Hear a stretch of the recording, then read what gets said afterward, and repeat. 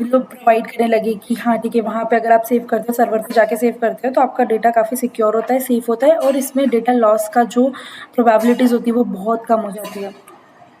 तो Salesforce is one of your cloud technologies, जिसमें आप जो आपको सीआरएम, जो एक्चुअली एक सीआरएम ही है जिसको हम बोलते हैं कस्टमर रिलेशनशिप मैनेजमेंट, ठीक है। इसका एक एमवीसी स्ट्रक्चर है, वो मैं बता देती हूँ, वो शायद हमने पढ़ा भी नहीं था, एमवीसी इन सेल्सफोर्स।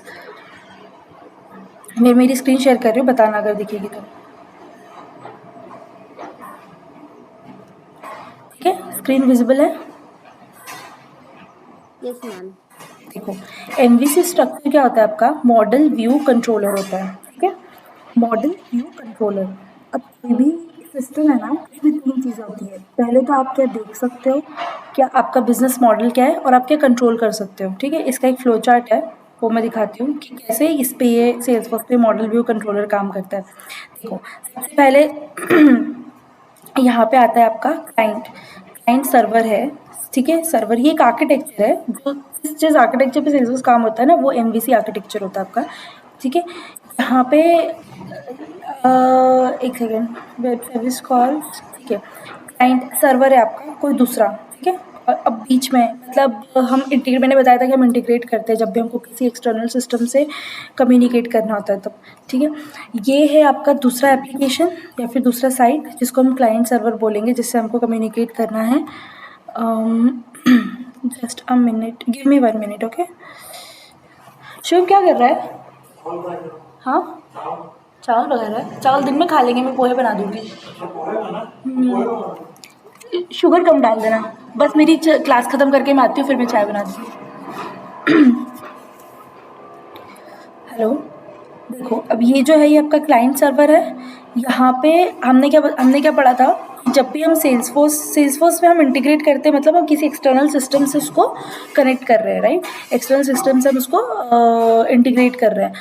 ये क्लाइंट सर्वर है आपका, ये जो force.com है ना, ये एपिक्स माई पेज, ये आपका सेल्सफोर्स का सर्वर है, ठीक है। अब यहाँ से डेटा मूव होगा, ये पूरा एप्लीकेशन है आपका, डेटाबेस है, सेल्सफोर्स क्लाउड से होके जाता है। क्लाउड में आपका इंटरफेस होगा जो एक्सटर्नल सिस्टम से इंटीग्रेटेड होगा, और यहाँ पे है एप्लीकेशन की जो लॉजिक, जो भी हमने लॉजिक लिखे हुए हैं।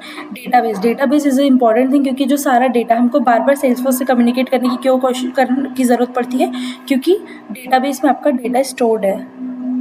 जैसे हम देख रहे थे कि अकाउंट ऑब्जेक्ट में जो रिकॉर्ड्स हैं, हमने देखा था ना, अकाउंट ऑब्जेक्ट में जो भी रिकॉर्ड्स थे, और मैं बताती हूँ, यहाँ पे जो भी आप ऑब्जेक्ट में जो भी रिकॉर्ड्स आप सेव करते हो, बेसिकली वो आपका डेटा ही है, रियल टाइम इन्फॉर्मेशन है। तो वो चीज़ होती है, उसके लिए हम सेल्सफोर्स से कनेक्ट करते हैं बार बार दूसरे एक्सटर्नल एप्लीकेशन से।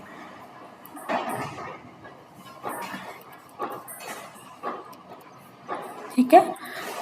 अब फॉर एग्जांपल देखो, अगर कोई शॉपिंग वेबसाइट है, अमेज़न है कोई वेबसाइट, अब अमेज़न से जितने भी ऑर्डर्स लोगों ने प्लेस किए हैं, ठीक है, तो उसको ऐसे समझो कि ये जो है ना, ये client, this is your Amazon website, और जो भी डेटा, जो भी लोगों ने ऑर्डर किया है, उनका क्या होगा, कॉन्टैक्ट इन्फॉर्मेशन होगा, उनका एड्रेस होगा, शिपिंग एड्रेस, बिलिंग एड्रेस, क्या ऑर्डर किया है, उसके बाद में उनके ये कितना पेमेंट हुआ है, कैश ऑन डिलीवरी है या फिर पे कर दिया है, ये सारी जो चीज़ें होगी डेटाबेस में होगी, एज अ रिकॉर्ड सेव होगी उन कस्टमर्स के बारे में। समझ में आया? तो ये क्या होगा कि आपका क्लाइंट एप्लीकेशन है अमेज़न, यहाँ पे, यहाँ से आपका जो क्लाउड सर्वर है ये वहाँ से इंटीग्रेट किया हुआ है, एप्लीकेशन लॉजिक लिखे हुए हैं यहाँ पे, और डेटाबेस में आपका डेटा है, वो जो डेटा चलेगा बाय पेज, मतलब सेल्सफोर्स में आपको वो यूआई कैसा दिखेगा, क्योंकि अमेज़न का साइट तो ऐसा होता है। यहाँ पे आप कोई ऑर्डर करोगे तो आपको अमेज़न का साइट कैसा दिखेगा, नॉर्मल जैसा उनका यूआई है, उन्होंने अपना अलग साइट बनाया हुआ है। पर अगर यही डेटा, ये आपका साइट होगा, आप जब अपने ऑर्डर्स में जाते हो, राइट, ऑर्डर्स में आपको आपके जो ऑर्डर्स किए हुए हैं वो दिखते हैं, ये जो नॉर्मल वेबसाइट है उनकी। अब ये साइट जो है ये इंटीग्रेटेड है अगर सेल्सफोर्स से, तो आपको यहाँ पे जो अमेज़न के रिकॉर्ड्स है वो आपको इस फॉर्म में दिखेंगे, कि तो यहाँ पे फील्ड्स अलग अलग होंगे, जैसे यहाँ पे नेम ये होगा, टाइप क्या है, रिकॉर्ड टाइप क्या है, ईमेल, उस जिसने ऑर्डर किया है उसका बिलिंग एड्रेस, शिपिंग एड्रेस, और उसके बाद में क्या क्या चीज़ें ऑर्डर की, तो ऑल्दो वहाँ पे दूसरे फील्ड्स होंगे जिसमें आप वो वाली सारी इन्फॉर्मेशन स्टोर कर सकते हो। तो ये पता चला कि कैसे काम करता है सेल्सफोर्स इंटीग्रेशन जब होता है किसी और सिस्टम के साथ में। तो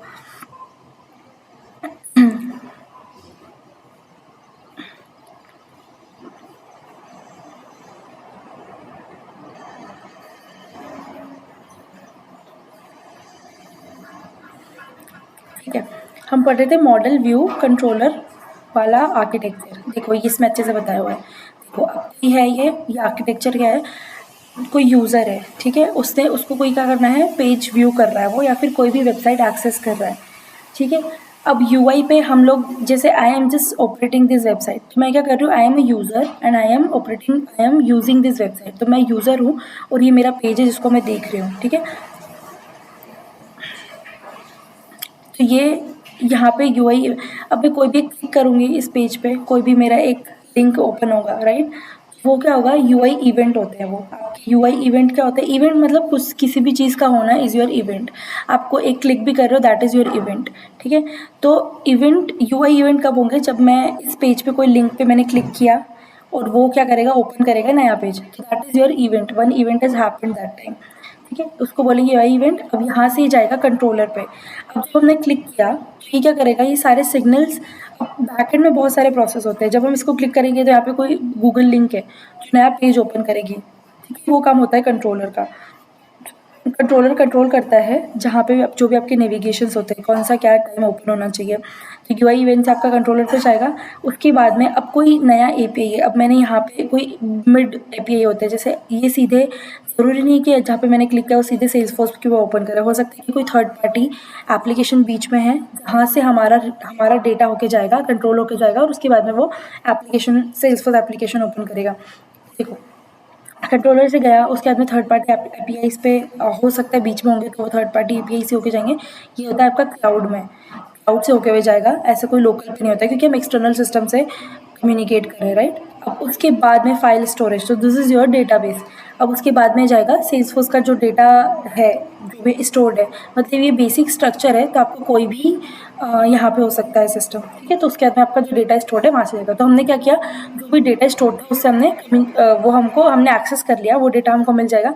अब ये क्या करेगा, वापस जाएगा कंट्रोलर के पास में, ये टाइप है, डेटाबेस है आपका, फाइल स्टोरेज है, फिर लोकल मेमोरी मॉडल। अब ये आपका वापस से जाएगा कंट्रोलर, अपडेट जो भी, अगर वो ओपन हो रहा है पेज तो ओपन हो रहा है, अगर एक्सेस नहीं मिला तो नहीं होगा, तो वो जो भी होगी वो अपडेट आएगी वापस यूज़र के पास में। तो this is your model view controller architecture, MVC architecture बोलते हैं, और जो सेल्सफोर्स है वो एमवीसी आर्किटेक्चर पे ही काम करते हैं, ठीक है।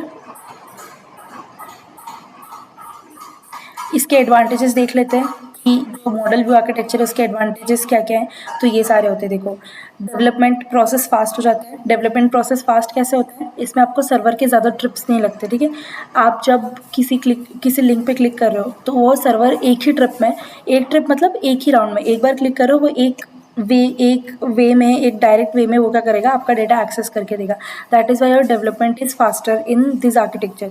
Ability to provide multiple views, अब आपको मल्टीपल व्यूज़ कैसे मिलते हैं, ये जो आप लॉग इन कर रहे हो, have you ever tried to opening this in your phone, अगर नहीं किया है तो अभी प्ले स्टोर पे जाना और वहाँ पे एक एप्लीकेशन, आपको सेल्सफोर्स एप्लीकेशन मिल जाएगा, उस पर लॉग इन करना। आप जो अपने क्रेडेंशियल डालोगे ना, you will be able to log in your account as like you are logging here, ठीक है। तो आप टैबलेट पे लॉग इन कर सकते हो, फ़ोन पे लॉग इन कर सकते हो, फ़ोन पे तक चला सकते हो, लैपटॉप में तो आप एक्सेस कर ही रहे हो। ये मल्टीपल व्यूज़ प्रोवाइड करता है, आप हर जगह पे कंपैटिबल है ये, ज़रूरी नहीं है कि आपको सिर्फ लैपटॉप की ज़रूरत होगी इसको एक्सेस करने के लिए, ठीक है।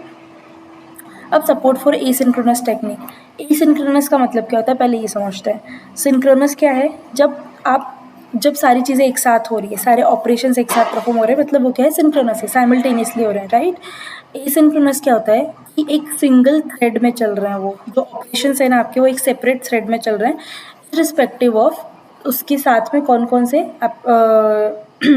ऑपरेशंस हो रहे हैं, नहीं हो रहे। तो सिंक्रोनस क्या होता है, एक ऑपरेशन हुआ, वो ख़त्म होगा, उसके बाद में दूसरा होगा, लाइंड अप होते जाते हैं, क्यू बनती जाती है, स्टैक होता है, एक स्टैक पता है, स्टैक में एक के ऊपर एक चीज़ें रखी होती है, वैसा आपका सिंक्रोनस ऑपरेशन होता है कि एक ऑपरेशन खत्म हुआ, दूसरा चालू हुआ, फिर तीसरा चालू हुआ, फिर चौथा चालू हुआ, जो एक ऑर्डर्ड वे में चलते हैं। पर एसिंक्रोनस क्या होता है कि इर्रिस्पेक्टिव ऑफ कितने भी ऑपरेशंस चल रहे हैं उस टाइम में, बट एक सिंगल सेपरेट थ्रेड में आपका वो ऑपरेशन चलता है, तो उसको बोलते हैं एसिंक्रोनस। तो हमको बहुत बार होता है कि कोई अर्जेंसी होती है, कोई हमको ऑपरेशन अर्जेंटली कराना होता है, कोई काम अर्जेंटली कराना होता है, हम उसको एसिंक्रोनस मोड में चलाते हैं। इससे क्या होता है, वो सबसे सारे काम छोड़ के सबसे पहले वो आपका एक ऑपरेशन है जो आपको एसिंक्रोनस मोड में चाहिए, वो चलेगा। तो ये एक इसका एग्जाम्पल है, सॉरी, ये इसका एक एडवांटेज है, एसईओ फ्रेंडली डेवलपमेंट प्लेटफॉर्म, ठीक है। तो सर्च इंजन एसईओ क्या होता है? सर्च इंजन ऑप्टिमाइजेशन होता है, ठीक है। आप जब भी, मैंने क्या किया यहाँ पे कोई टर्म, देखो आपका सर्च इंजन एसईओ टर्म सुना है पहले कभी? एसईओ या फिर सर्च इंजन ऑप्टिमाइजेशन ऐसा कुछ?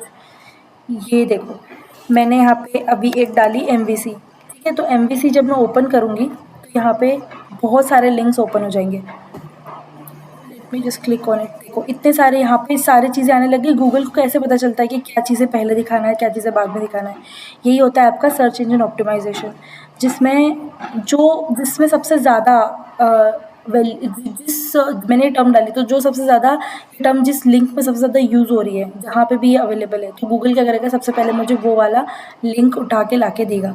इसको हम बोलते हैं ऑप्टिमाइज़ करना। इंजन, सर्च इंजन, गूगल आपका एक सर्च इंजन है, ठीक है। बिंग है, आपका एक्सप्लोरर है, ये आपके सारे सर्च इंजन है। तो यहाँ पे इसको कैसे पता चलता है कि ये सबसे ज़्यादा रिलेटेबल कंटेंट दिखाना है? ये पहले जब हम इस पे एंटर करेंगे ना, ये सबसे पहले क्या करेगा? जाके सर्च करेगा कि एमवीसी सबसे ज़्यादा कौन से वाले लिंक में अवेलेबल है, एमवीसी टर्म कहाँ पे सबसे ज़्यादा अवेलेबल है। ये ऑप्टिमाइज़ करने के भी बहुत सारी कंपनीज़ पैसे देती है गूगल को, कि फॉर एग्ज़ाम्पल आप जब कोई चीज़ सर्च करते हैं, जैसे आपने ड्रायर सर्च किया, आपको सबसे पहले यहाँ पे देखो ड्रायर के इमेजेस आ गए, आपको सीधे शॉपिंग का साइट ही मिल जाएगा। अमेज़न का क्या है, यहाँ पे ये साइट है ना, ये साइट ही मिल जाएगा। तो अमेज़न पे Google to show this so that people directly go there and they can buy. इससे अगर लोग सबसे पहले लिंक क्लिक करेंगे और यहाँ पे अगर वो बाय करते हैं, तो इससे फ़ायदा तो अमेज़न को ही है, राइट? तो that is how your SEO works. सबसे ज़्यादा रिलेटेबल कंटेंट दिखाना, ऊपर सबसे ऊपर जो लिंक आएगी, सबसे ज़्यादा रिलेटेबल जो कंटेंट्स आएंगे, वो होता है आपका ऑप्टिमाइजेशन। तो ये जो सेल्सफोर्स जो है वो ऑप्टिमाइजेशन भी प्रोवाइड करता है। कहाँ गया? ये रहा। तो यहाँ पे डेवलपमेंट, ये एसईओ फ्रेंडली डेवलपमेंट प्लेटफॉर्म। तो ये एसईओ एक बहुत वास्ट टॉपिक है, जिसमें आप सारे एनालाइज करते हो कि कौन सा क्या क्या टर्म्स होना चाहिए, कैसे वो शो होना चाहिए मेन होम पेज पे, ठीक है। अब जैसे यहाँ पे भी, जैसे मैंने ये सर्च किया ड्रायर, यहाँ पे सबसे पहले लिंक कहाँ की है? ये फ्लिपकार्ट की है। अब मैंने तो ड्रायर डाला था, सबसे पहले मुझे क्या दिखना चाहिए था? ड्रायर का मतलब क्या है और इसके इमेजेस दिख जाने चाहिए थे, बट ऐसा नहीं हुआ। यहाँ पे सीधे मेरे को शॉपिंग की लिंक दिखी है। That means Flipkart has paid a good amount to Google for showing this. यहाँ पे देखो अबाउट 84 मिलियन रिजल्ट हमको दिख रहे हैं, ठीक है। इतने रिजल्ट्स हमको एक बार में दिख रहे हैं। यहाँ पे बहुत सारे पेजेस और लिंक्स हैं। आप जितना बाद में जाते जाओगे ना, उतना बाद में आपको और कंटेंट दिखेगा। अब देखो यहाँ पे रिलायंस डिजिटल है, ये सारे सैमसंग बेचता है, ये सारे इनके साइमंस का एक है। तो ये सारे जो है ये they pay to Google for showing this. Relatable content होगा, सबसे पहले गूगल वो सर्च करके देगा। That is how your SEO works. उसके बाद में MVC model returns the data without formatting, ठीक है। ये क्या करता है? मॉडल डेटा आपको रिटर्न करेगा जैसे आपको चाहिए, without formatting, with formatting. Formatted क्या होता है? फॉर्मेटेड मतलब मुझे किस ऑर्डर में डेटा चाहिए। अगर मुझे पूरे एक ऑर्डर में, ऑर्डर क्या होता है आपका? फॉर्मेटेड डेटा क्या होता है? मेरे को एक टेबल में चाहिए, टेबल में उसका स्पेसिफिक ऑर्डर होना चाहिए, ये हो गया फॉर्मेट। इस फॉर्मेट में चाहिए तो इस फॉर्मेट में मिलेगा। बट आपको जो डेटा है वो आपको विदाउट फॉर्मेटिंग देगा, और आप अपने हिसाब से अपने डेटा की फॉर्मेटिंग कर सकते हो, ठीक है। उसके बाद में एक और एडवांटेज होता है इसका, modification doesn't affect the entire model. अभी पूरा मॉडल है, अगर आप किसी एक सेक्टर में, किसी एक सेक्शन में आप मॉडिफिकेशन करते हो, तो पूरा जो मॉडल है ये अफेक्ट हो, ज़रूरी नहीं है। तो ये भी इसका एक एडवांटेज है। These are all the advantage of MVC architecture, ठीक है।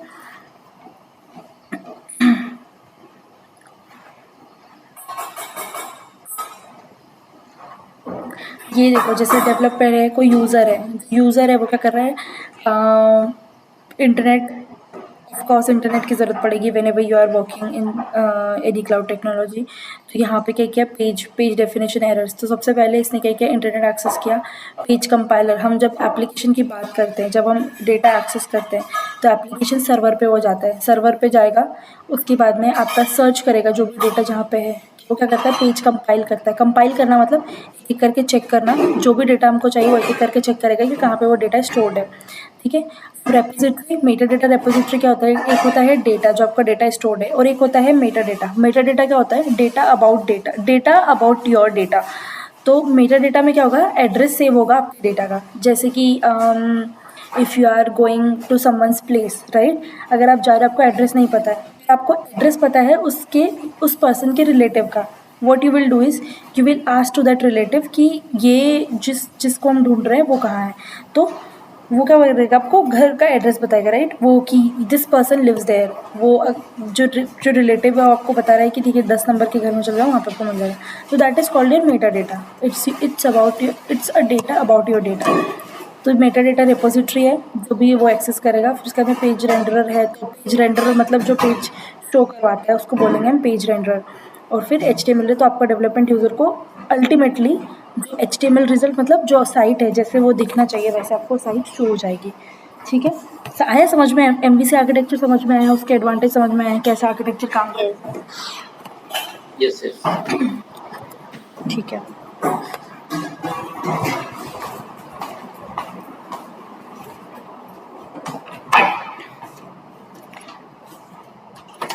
ठीक है। तो ये इतना हमारा MVC था। अब हम आगे देखते हैं हमने जो जो चीज़ें पढ़ी थी। क्या था उसके बाद? हाँ, तो हम लोगों ने कहाँ से स्टार्ट किया था? यही सारा रोल, प्रोफाइल,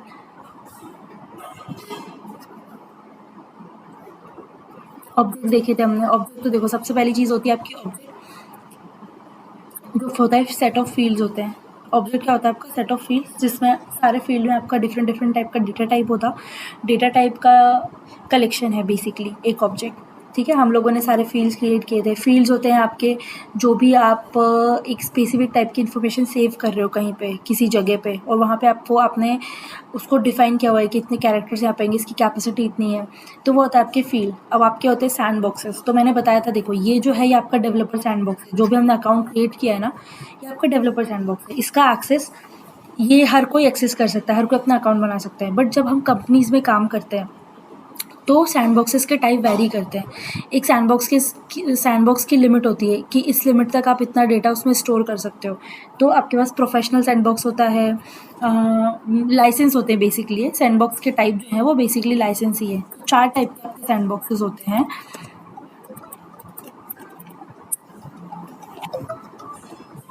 सैंडबॉक्स आपके 4 टाइप के होते हैं। देखो ये है, इसका जो स्टोरेज लिमिट है ना, ये वाला मतलब स्टोरेज लिमिट, देखो अब ये तो याद रखने की ही चीज़ है। अब ये आपको ऐसे बाय हार्ट तो याद रहेगी नहीं, जब भी ज़रूरत पड़े you can take the limits. ठीक है, सबसे पहला होता है डेवलपर सैंडबॉक्स, जो हमने अभी हमारा है, जो हमारा डेवलपर अकाउंट है वो हमारा डेवलपर सैंडबॉक्स है।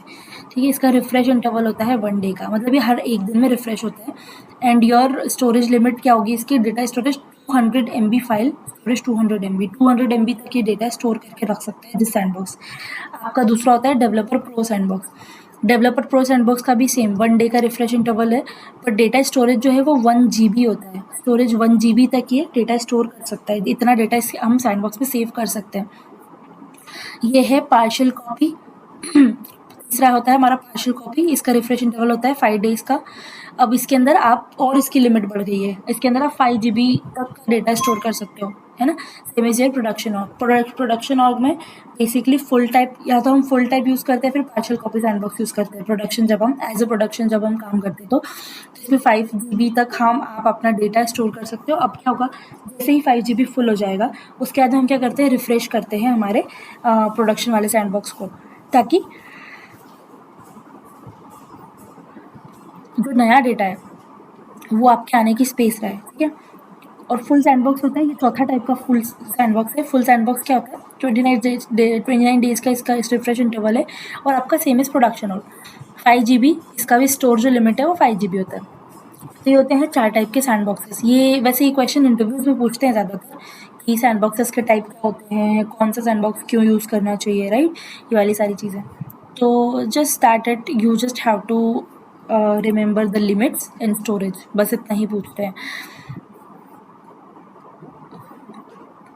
एप्लीकेशन हमने देखा था, एप्लीकेशन हमारा वही सेट ऑफ फंक्शनैलिटीज़ होता है जब भी हमको कोई एक फंक्शनैलिटी चाहिए हमारे हिसाब से। और if you want to do some modification, customize हमको कोई फंक्शनैलिटी चाहिए, तो हम क्या करेंगे, हमेशा एप्लीकेशन बनाएंगे। एप्लीकेशन में हम सारे ऑब्जेक्ट्स ऐड करते हैं।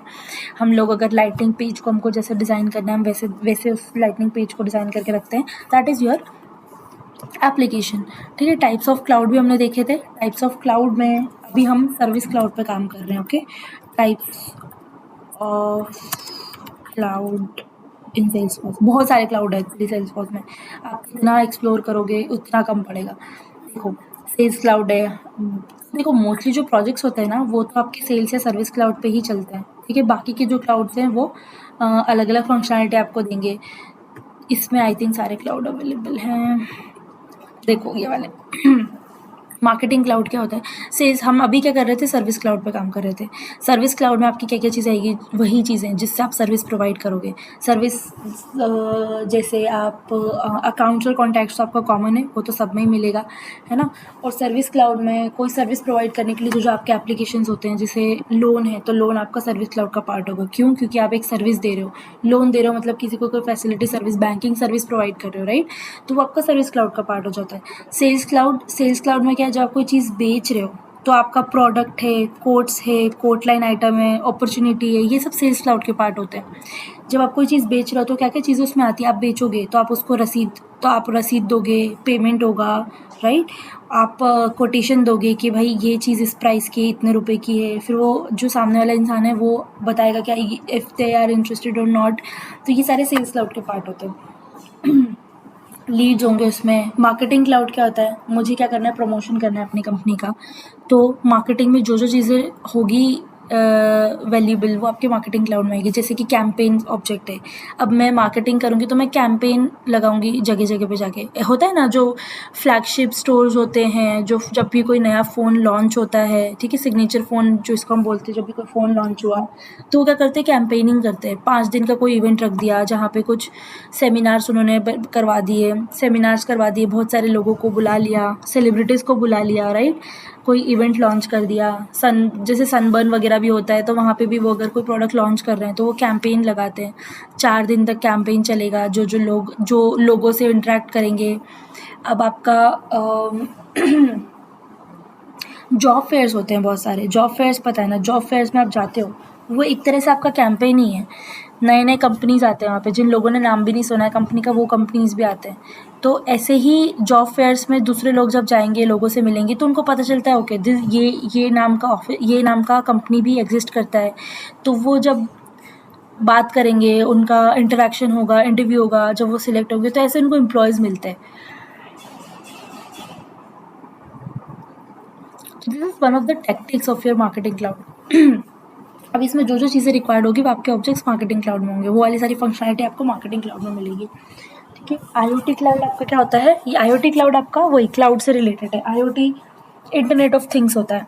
इंटरनेट ऑफ थिंग्स में कैसे चीज़ें कनेक्टेड, आप कैसे रिमोटली कंट्रोल कर सकते हो IoT में, वो आपका IoT क्लाउड में आएगा। जैसे एक टेक्नोलॉजी जो इवॉल्व हुई है, जैसे बहुत सारे लोगों के घर में क्या होता है, लाइट के स्विचेस हैं, ठीक है, लाइट के स्विचेस हैं। अब वो अपना, उनके पास एक कंट्रोलर है फ़ोन में, ठीक है। अब वो ऑफिस में बैठे हो तो उस कंट्रोलर से वो लाइट को ऑन या ऑफ़ कर सकते हैं, फ़ैन्स ऑन या ऑफ़ कर सकते हैं, उनके अलार्म्स होते हैं, ये सारी चीज़ें। तो वो तो that is your internet of things. आप आप कोई चीज़ कंट्रोल कर रहे हो but you are not mandatorily required to stay there for controlling all those things, right। ये IoT का पार्ट होता है कि मेरे पास सारे, मतलब इलेक्ट्रिसिटी, मेरा स्विचेस हैं यहाँ पे, मेरे पास सारे कंट्रोलर्स हैं, बट मेरे फ़ोन में एक एप्लीकेशन है जो मुझे अलाउ करता है कि मैं लाइट कब ऑन या ऑफ़ करूँगी, यहाँ से भी नहीं बट बाहर से। अभी जैसे बहुत सारे LED बल्ब्स आ रहे हैं जिसमें आप लाइट्स चेंज कर सकते हो, रेड कर सकते हो, येलो, मल्टी कलर लाइट चला सकते हो, ठीक है। विप्रो की आती है वो एक LED बल्ब, तो वो वाली चीज़ जो आती है वो आपके इंटरनेट ऑफ थिंग्स है। इंटरनेट IoT का जो कॉन्सेप्ट है वो यूज़ किया हुआ है कि फ़ोन में एक एप्लीकेशन डालो, वो एप्लीकेशन से आप अपना स्विच, लाइट का जो है, लाइट्स वो कंट्रोल कर सकते हो, दैट इज़ योर IoT। अब कस्टम क्लाउड होता है, कस्टम क्लाउड में वही आप सारी चीज़ें कस्टमाइज़ कर सकते हो, सारे एप्लीकेशन जो आपको जैसे जो भी फंक्शनलिटी डालना है, that goes into your custom cloud. Collaboration cloud होता है, एप्लीकेशन क्लाउड होता है, कम्युनिटी क्लाउड होता है। कम्युनिटी क्लाउड यही है कि देखो बहुत सारे लोग जब आपस में मिलते हैं, उसी को हम कम्युनिटी बोलते हैं, राइट। अब उस वो लोग मिलेंगे, इंटरेक्शन करेंगे, ठीक है? उनकी बिज़नेस की बातें होंगी या फिर जो भी बातें होंगी, अब उससे रिलेटेड जो भी फंक्शनैलिटी आपको चाहिए वो कम्युनिटी क्लाउड में आ गई, ठीक है? स्टेटस को होता है लोगों का, अगर उन लोगों को अपना स्टेटस मेंटेन करना है तो उसके लिए बहुत सारी चीज़ें आती है, एक फैशन स्टेटमेंट लोग बन जाते हैं, तो this all will goes in your community cloud. Analytics cloud क्या होता है? As I told you, analytics मतलब डेटा एनालिसिस करना। डेटा एनालिसिस के ना बहुत सारे टूल अभी आ गए हैं, बहुत सारे टूल्स अवेलेबल होते हैं, तो this comes in your analytics. अभी हमने रिपोर्ट्स और डैशबोर्ड पढ़ा था, वो that is a part of your analytics cloud, analytics में आता है वो। तो एनालिसिस करने के लिए जितनी चीज़ें हैं, जितने टूल्स हैं, जो भी है, it's totally depends on your data. तो डेटा के लिए आजकल बहुत ज़्यादा गूगल एनालिटिक्स भी आप जाओगे ना, let me show you Google analytics. Google analytics ना आपको सारा डेटा एनालिसिस करके बता देता है अच्छे से। हाँ, मे बी शायद ये लाइसेंस तो नहीं होता है, let me just check. I think free ही होता है, ये सब लोग यूज़ करते हैं गूगल एनालिटिक्स तो।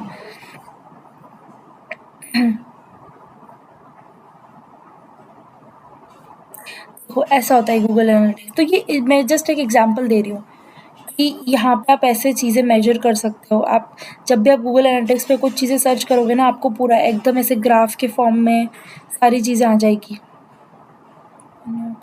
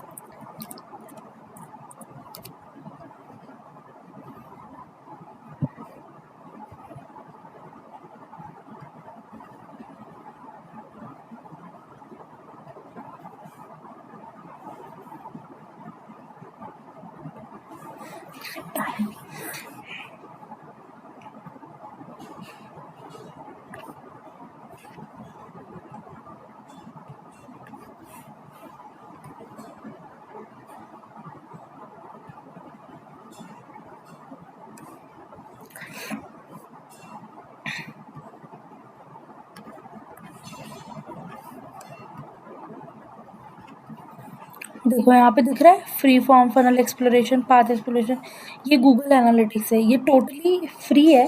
आप कितनी भी रिपोर्ट जनरेट कर सकते हो यहाँ पे, जो भी आपको डेटा चाहिए वो डेटा ऐड करो। ऐड कंपैरिजन आ रहा है, देखो यहाँ पे ऐड कंपैरिजन, यहाँ पे आप डालो जो चीज़ आपको डालना है, you can do it and you can analysis that, you can do an analysis on that. Name, age, gender, city, country, demographic, जितना भी डेटा आपको लेना है यहाँ पे, फिर आप इनसाइट्स उसके शेयर करना है आपको रिपोर्ट किसी के साथ, आपको कोई कंपैरिजन डालना है, किस चीज़ से कंपेयर करना है, तो ये आपको जितना भी रियल टाइम डेटा है ना वो दिखा देगा। आई एम जस्ट गिविंग यू, देखो यहाँ पे कंट्रीज़, ये पूरे मैप पे जिस कंट्री में जो जो चीज़ें सारा देख सकते हो यहाँ पे, ये डेटा आपको दिखाएगा। अभी नो डेटा अवेलेबल है because we do not add any category here, ठीक है? ऑल यूज़र्स, आपको कोई स्पेसिफिक यूज़र्स को डालना है तो आप वो डाल सकते हो, ठीक है? एंगेजमेंट्स वगैरह, ये बहुत सारी चीज़ें इसके अंदर, acquisition, engagement, monetization, retention, demographic, तो ये सारी चीज़ें एनालिटिक्स किसके लिए काम आती है? तो किसी कंपनी के लिए एक मेन रोल प्ले कर रहा है, जो रेवेन्यू पे काम कर रहा है, राइट? और जो इम्पोर्टेंट डिसीजन आपके जो लेने हैं, क्योंकि आप ऐसा नहीं कर सकते हो अपनी लाइफ की तरह कि ठीक है ये डिसीजन ले लिया, जो होगा देखा जाएगा। You can not do that in your office और for your organisation. You have a legit data, you have a solid proof कि अगर आप ये डिसीजन ले रहे हो, आप ये स्टेप ले रहे हो, तो ये स्टेप क्यों ले रहे हो और क्या डेटा क्या शो करता है। तो यहाँ पे देखो एनालिटिक्स क्लाउड है आपका सेल्सफोर्स में, वो आपको सारी फैसिलिटी देता है ये सारी चीज़ें करने की। IoT क्लाउड है, कॉमर्स क्लाउड है, उसके बाद में ई कॉमर्स जो आपका वही जो शॉपिंग वेबसाइट्स होते हैं, फ्लिपकार्ट, अमेज़न है। अब ये जो वेबसाइट्स है ना, ये भी you think it is simple but it is a much more complicated concept, ठीक है? आपके जो भी वेबसाइट्स है ना, शॉपिंग वेबसाइट्स, वहाँ पे एक तो आपका डिज़ाइनिंग वेब पेज का, उसके बाद में आपने देखा होगा कि एक सर्विस दे रहे हैं बस, अमेज़न कुछ बेच नहीं रहा है अपनी तरफ से। अमेज़न के ऊपर बहुत सारे रिटेलर्स हैं, जो अवेलेबल है। आप मिंत्रा से भी शॉपिंग करते हो तो वहाँ पे क्या है, वहाँ पे बहुत सारे रिटेलर्स आप खुद को रजिस्टर करके रखे हुए हैं कि ओनली ब्रांड है या लेकोस्टे ब्रांड है, ये सारे ब्रांड्स ने अपने सारे प्रोडक्ट है वो डाले हुए हैं। तो ये जो ब्रांड्स है they registered on that platform and then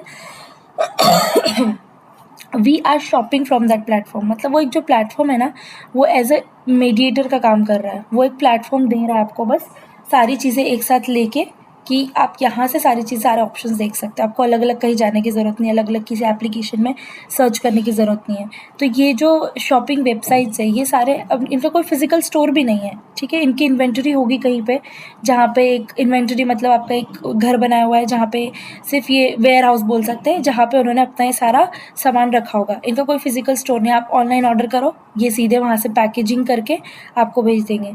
तो ये जो है ये सारे रिटेलर्स है, तो ये this is very complex thing, क्योंकि यहाँ पे जो भी आप पैसा पे कर रहे हो अपने प्रोडक्ट मंगाने का, वो सारा आपके सीधे कितना रिटेलर्स को जाएगा, कितना अमाउंट है जो अमेज़न को जाएगा, ठीक है। सब रिटेलर से अलग अलग उनकी डील हुई होगी, राइट। कितनी सारी कॉम्प्लेक्स चीज़ें होगी, किसकी पैकेजिंग कैसे करना है, कौन सा आइटम है जो डैमेज हो सकता है, जिसकी पैकेजिंग आपको अलग तरीके से करना है, फिर उसका इनवॉइस जनरेट करके देना उस पैकेजिंग के साथ में। फिर उसके बाद में डिलीवरी, अमेज़न के बहुत सारे डिलीवरी एग्जीक्यूटिव्स हैं, उनको ये डिस्पैच करना कि ये वाला पार्सल यहाँ से उठाना है। फिर आप जहाँ से आपने ऑर्डर किया है उसके नियरेस्ट जो इन्वेंटरी है वहाँ से वो लेके आना, ठीक है। ऑन टाइम डिलीवरी हो रही है या नहीं हो रही है। तो ये बहुत सारी चीज़ें होती है जो इस कॉन्सेप्ट में आती है। तो आपका वो सारा जो चीज़ें है वो आपका होता है कॉमर्स क्लाउड में, ठीक है। कॉमर्स क्लाउड होता है और सर्विस क्लाउड अभी हमने पढ़ा, ये होते हैं Salesforce cloud services. These many clouds are available in, और हर एक क्लाउड बहुत वास्ट है। जब भी आप किसी क्लाउड में पढ़ोगे या काम करोगे तो उसके फीचर्स अलग होते हैं, बहुत सारे टूल्स अलग होते हैं। आप हमें एक सेल्सफोर्स की सबसे अच्छी चीज़ ये है कि आप हमेशा एक्सटर्नल टूल इंटीग्रेट कर सकते हो सेल्सफोर्स से, ठीक है। जब भी आप इंटीग्रेट करोगे, आप अपना जीमेल इंटीग्रेट कर सकते हो। तो जब भी आप इंटीग्रेट करोगे ना, वो सिस्टम आपके सिंक में हो जाएगा सेल्सफोर्स के। जो भी डेटा वहाँ क्रिएट होगा वो डेटा आपके सेल्सफोर्स में क्रिएट होगा, और उस डेटा में आपको जितने भी ऑपरेशंस परफॉर्म करने हैं, जो भी चीज़ें करवानी है, चेंज करवानी है, वो सारी चीज़ें आप चेंज करवा सकते हो। तो मैं बता रही थी कि एक क्लाउड के बहुत सारे फीचर्स होते हैं। अब अगर हम सिर्फ सर्विस क्लाउड की बात करें, सर्विस क्लाउड में ही बहुत सारी चीज़ें आ जाती है। जैसे आपका केस मैनेजमेंट है, ये सारे ऑब्जेक्ट्स हैं, these are nothing but the objects. Case है आपका, तो केस, अब केस एक ऑब्जेक्ट है, हमने पढ़े थे केस असाइनमेंट रूल, ठीक है। अब उस केस के ऊपर ही दूसरे ऑटोमेटेड प्रोसेसेस हैं, बहुत सारी अलग से आप ऑपरेशन कर रहे हो, that is called your functionalities, ठीक है। केस है, एक्टिविटीज़ है, सीटीआई इंटीग्रेशन है, कॉन्ट्रैक्ट एंटाइटलमेंट है, कॉल स्क्रिप्टिंग है, लाइव एजेंट चैट है। लाइव एजेंट चैट जो होती है वो आपका चैट बॉट होता है। हम लोग आजकल हम क्या करते हैं कि हम जब भी कहीं पे भी कस्टमर केयर पे मैसेज करते हैं तो उनका ऑटोमेटेड जनरेटेड चैट आता है, hi how can I help you. उसके बाद में वो ऑप्शंस देंगे 3-4 कि आपको किससे रिलेटेड इन्फॉर्मेशन चाहिए, किससे रिलेटेड क्या काम करना है। आप उस पर सिलेक्ट करोगे, फिर आपका ऑटोमेटेड वहाँ से आएगा। तो वो कोई पर्सन बात नहीं कर रहा है, that is the chat bot. तो वो चैट बॉट भी हम सेल्सफोर्स में सेटअप कर सकते हैं। वो चैट बॉट में क्या क्या मैसेज आना चाहिए, अगर ये रिस्पॉन्स आया तो उस पर क्या आना चाहिए, वो सारी चीज़ें आपका लाइव एजेंट चैट में होगा। सॉल्यूशन मैनेजमेंट है, सर्विस क्लाउड कंसोल है, answers and ideas, social service, communication for service. तो ये सारे सर्विस क्लाउड के पार्ट है। ऐसे ही आप हर क्लाउड को एक्सप्लोर कर, इसमें भी और भी चीज़ें हैं, ये तो बहुत कम है। सर्विस क्लाउड में बहुत सारी चीज़ें आती है, ठीक है। इसके अलावा और भी बहुत सारी चीज़ें आपकी जो दूसरे क्लाउड में आपको मिलेगी। तो सर्विस क्लाउड यहाँ पे बहुत ही कम चीज़ें इन लोगों ने दे रखी है वैसे तो।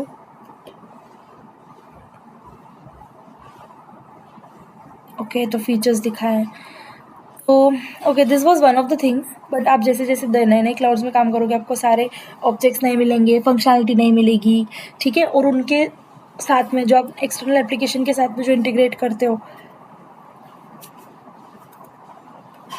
वो सब आपको नहीं मिलेंगे, ठीक है। इतना समझ में आया जो भी हमने पढ़ा है? कोई डाउट है इसमें? नहीं मैम, एक्चुअली ये पूरा मतलब ध्यान में तो एक बार तो पूरा डिटेल्स पढ़ना चाहिए, मतलब उस पे हम सर्च भी कर सकते हैं कि क्या-क्या है इसमें सर। हाँ हाँ, आपको पूरा बेसिक तो पता ही होना चाहिए। अगर आप किसी भी टेक्नोलॉजी में काम कर रहे हो ना, तो सिर्फ वो काम आ जाना या उसमें आपको ठीक है, जैसे मैंने बोला कि वैलिडेशन रूल लिख दो, आपने लिख दिया, वो आ जाना वो एक टेक्निकलिटी है, वो टेक्निकल चीज़ें हैं, वो आना तो चाहिए ही सही है, पर उसके साथ में आपको ये पता होना चाहिए कि सिस्टम काम कैसे करता है, उसकी पीछे की चीज़ें क्या है, बैकएंड में कैसे चीज़ें फ्लो हो रही है, डेटा कैसे फ्लो हो रहा है, ये तो पता होना ही चाहिए। ये बहुत बेसिक चीज़ है, थ्योरी मे पता बी, होना ज़रूरी है। या मतलब this is the basic things. ये इट इज़ नॉट इम्पॉर्टेंट कि आपको ये कोई इंटरव्यू में नहीं पूछेगा, ये बहुत माइनर चीज़ है, आपसे कोई कभी नहीं पूछेगा इंटरव्यू में, बट अगर आपको इन चीज़ों का आइडिया है ना, तो यू कैन एक्सप्लोर मोर। अगर आपको ये पता होता है, ये टेक्निकलिटी पता होती है, ये छोटी-छोटी चीज़ें पता होती है, तो आप रिलेट कर पाते हो चीज़ों को। कल को आपको कोई नई रिक्वायरमेंट आई और उसमें उन्होंने एसईओ मेंशन कर दिया कि ये एसईओ है, हमको ऐसी-ऐसी चीज़ें चाहिए। तो अगर आपको बेसिक नॉलेज है, तो आपको पता होगा कि सिस्टम से मैं क्या-क्या चीज़ें कर सकता हूँ। आपको पॉसिबिलिटीज़ पता होंगी और आप और ज़्यादा एक्सप्लोर कर सकते हो फिर उसमें। तो बस इतना होता है। यही चीज़ें हैं क्लाउड वाउड के बारे में, तो ऐसे काम करता है। आपको बहुत सारे फ्लो चार्ट्स मिल जाएँगे गूगल पे, अगर आपको पढ़ना है तो। जैसे अभी मैं सर्च कर रही हूँ, वैसे आप बहुत सारे फ्लो चार्ट देख सकते हो। जैसे मैंने ये देखा है, देखो सेल्सफोर्स प्लेटफ़ॉर्म सर्विसेज़ है, तो इसमें क्या-क्या चीज़ें वो देता है। आइंस्टाइन एआई है, जैसे आर्टिफ़िशियल इंटेलिजेंस बहुत चल रहा है ना अभी, तो सेल्सफोर्स के साथ आप सेल्सफोर्स का ही ये एक फीचर है आइंस्टाइन एआई, वो आप कर सकते हो।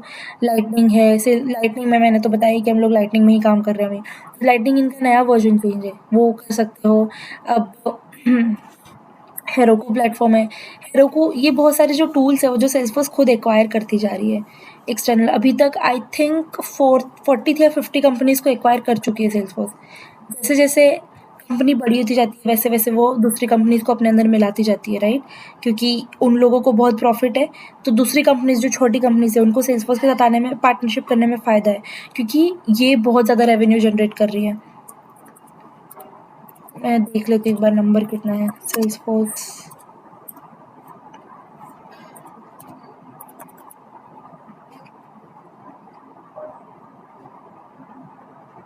स्लैक भी एक्वायर कर लिया अभी सेल्सफोर्स ने। तो बहुत सारी कंपनीज़ है जो ऑलरेडी कर चुकी है 10 सेल्सफोर्स एक्विजिशन। जैसे हम लोग टीम्स यूज़ करते हैं ना, गूगल मीट यूज़ कर रहे हैं, ऐसे स्लैक है जो ऑफिस में यूज़ करते हैं लोग, एज देयर कम्युनिकेशन टूल, कि भाई बहुत पूरी टीम है, काम कर रही है पूरी टीम, तो पूरी टीम में सारे लोग अपनी अपडेट्स कहाँ देंगे, स्लैक पे देंगे। तो slack is one of the tools जो टीम्स जैसा ही होता है, तो सेल्सफोर्स ने वो भी एक्वायर कर लिया। मतलब अब काम तो करना ही है, उसी में करना है, तो this smaller companies they do a partnership with this Salesforce, जिससे उनको भी ईजी हो जाता है, क्योंकि बाय डिफ़ॉल्ट जब जो सेल्सफोर्स वाले लोग हैं, वो बाय डिफ़ॉल्ट स्लैक यूज़ करेंगे, तो वैसी चीज़ हो जाती है, तो इसमें उन्हें ही फ़ायदा होता है। तो ये एक्विजिशन, हेरोको प्लेटफॉर्म है, एनी पॉइंट प्लेटफॉर्म है, ये सारे जो है एक्सटर्नल टूल्स हैं। क्विप है, पारडॉट है, पारडॉट आपका मार्केटिंग से रिलेटेड होता है। ऐप एक्सचेंज है, ऐप एक्सचेंज से इसका खुद का पार्ट है, जहाँ पे हमने देखा था कि हम लोग क्या करते हैं, जो भी फ्री सॉफ्टवेयर है वो हम इंस्टॉल कर लेते हैं जब भी हमको ज़रूरत होगी कोई कस्टमाइजेशन की। फिर टेबल्यू है, tableau is very developing segment these days. W जिसको आता है उसकी काफ़ी डिमांड है अभी तो। सेल्सफोर्स कस्टमर 360, ये कस्टमर 360 है, जिसमें वो सारे फीचर्स जो वो प्रोवाइड करते हैं अपने कस्टमर को। तो ऐसे आपको बहुत सारे सेल्सफोर्स के बारे में ना फ्लो चार्ट्स, ग्राफ्स सब कुछ मिल जाएगा। आपको जितना इन्फॉर्मेशन चाहिए, कहाँ पे है, किस पोजीशन पे है, इनका रेवेन्यू कितना है, कितने इन्होंने अभी तक एक्वायर कर लिए हैं, कितने ये प्लान कर रहे हैं, इनका विजन क्या है, ये बहुत सारा इन्फॉर्मेशन मिल जाएगा इस बारे में। You should be knowing all this things. ये देखो, ये सारी चीज़ें हैं जो सेल्सफोर्स के पास अभी है, ईडीआई, सेज, फेडेक्स, ये जो सारी चीज़ें इनके साथ में ये पार्टनरशिप किया हुआ है। ठीक है, तो it was about your cloud, और सीआरएम क्या होता है, आर्किटेक्चर क्या होता है आपका, एमवीसी आर्किटेक्चर क्या होता है, ये सारी चीज़ें हमने पढ़ी थी। ओके, उसके बाद में हमने स्टार्ट किया था सैंडबॉक्सेस हमने पढ़ा, एप्लीकेशन पढ़ा, टाइप्स ऑफ क्लाउड हमने देखा। अब ये वाली सारी चीज़ें हमने organization as a part of organization setup में देखी थी, वही fiscal year, business hours, currency management, जो भी कंपनी का आपका जो सेटिंग है, जो बेसिक सेटिंग आप चेंज कर सकते हो, वो सारा यहाँ पे होता है। फिर उसके बाद में प्रोफाइल रोल्स तो हमने देखे ही हैं, परमिशन सेट क्या होते हैं, यूआई सेटिंग आप कैसे करते हो, सर्च सेटिंग, ये वाला ब्रीफ है। अगर एक बार रिवीजन कराना है इन सारी चीज़ों का, तो मैं कल और अच्छे से करा दूँगी प्रोफाइल और रोल से स्टार्ट करके यहाँ से आपका सेल्सफोर्स स्टार्ट होता है। जब आप प्रोफाइल और रोल की बात करते हो, this is your starting point of Salesforce. तो यहाँ से जितना हमने चीज़ें पढ़ी, ये सारी चीज़ें हम पढ़ लेंगे एक बार रिवाइज कर लेंगे। आई विल सी टुडे, अगर मेरे को टाइम मिलेगा ना तो मैं आप लोगों को असाइनमेंट भेज दूँगी, ठीक है? क्योंकि उसके बाद फिर हमको बिज़नेस प्रोसेसेस स्टार्ट करनी है। ओके, कोई डाउट यहाँ तक? करने से पहले एक बार ब्रीफ कल बता देना सब चीजें तो। ब्रीफ चाहिए क्या? रिविजन? हाँ, मैं रिविजन करा दूँगी, क्योंकि एक बार रिविजन हो जाता है तो मुझे ऐसा लगता है कि आपको चीज़ें याद आ जाएँगी फिर से कि ये चीज़ें थी। क्योंकि फिर मैं अब नई चीज़ स्टार्ट करूँगी ना, उसमें ये वाली चीज़ों का भी काम रहेगा। ऐसा नहीं होना चाहिए आप लोगों को वो लगे कि ये तो हमने पढ़ा नहीं था या फिर ये तो अच्छे से आता नहीं है। तो इसलिए हम एक बार रिविजन देख लेंगे। ठीक है। ओके? चलो ठीक है। Okay ma'am.